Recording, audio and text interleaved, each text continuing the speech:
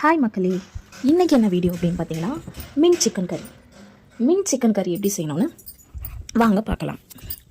ஒரு 10-15 பல் சின்ன வெங்காயத்தை வந்து உரித்து வச்சுருந்தேன். அதுவும் ஒரு பச்சை மிளகா, கூடவே ஒரு கைப்பிடி மின்ட் லீவ்ஸ் வந்து நல்லா பேஸ்ட் மாதிரி அரைச்சி வச்சுக்கிட்டேன். அதுக்கப்புறம் வானலில் 2 ஸ்பூன் எண்ணெய் ஊற்றிட்டு பட்டை, கிராம்பு, சோம்பு இது எல்லாமே போட்டு வதக்கிட்டேன். அது சின்ன வெங்காயம் பேஸ்ட் எடுத்து போட்டுட்டேன். அதுக்கப்புறம் பார்த்திங்கன்னா 1 ஸ்பூன் வந்து இஞ்சி பூண்டு பேஸ்ட் அரைச்சி வச்சுருந்தது அதையும் எடுத்து போட்டுட்டேன். அதுக்கப்புறம் தக்காளி, அந்த இஞ்சி பூண்டு பேஸ்ட்டு அந்த வெங்காயம் நல்லா வதங்கினதுக்கப்புறம் அந்த அரைச்ச தக்காளியை எடுத்து ஊற்றிக்கிட்டேன். அதுக்கப்புறம் அதுவும் நல்லா அந்த பச்சை வாசனை போகிற வரைக்கும் நல்லா வதக்கணும். அதுக்கப்புறம் பார்த்திங்கன்னா 1.5 ஸ்பூன் சிக்கன் மசாலா வந்து போட்டுட்டேன். சிக்கன் மசாலா போட்டதுக்கப்புறம் ஒரு 1/2 ஸ்பூன் வந்து கரம் மசாலா போட்டுட்டு வெந்திருக்க இந்த சிக்கன் எடுத்து அதில் போட்டு மிக்ஸ் பண்ணி அது நல்லா வதக்கணும். அதையும் நல்லா வதக்கணும்.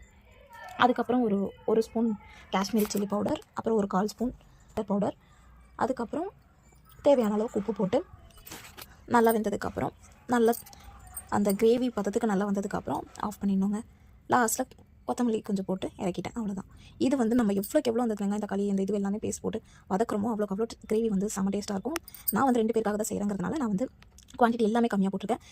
நான் வந்து 1/4 கிலோ சிக்கன் எடுத்திருக்கேன். அதுக்கு வந்து பார்த்திங்கன்னா ஒரு 15 பல் வெங்காயமும் ஒரே ஒரு மீடியம் சைஸ் தக்காளி மட்டும் தான் எடுத்திருக்கேன். நீங்கள் வந்து எவ்வளோ பேருக்கு செய்கிறீங்கிறத பொறுத்து நீங்கள் எடுத்துக்கலாம். சிக்கன் வந்து ஓகே, அவ்வளோதாங்க மின்ட் கறி லீவ்ஸ். பாய் நாளைக்கு பார்க்கலாம்.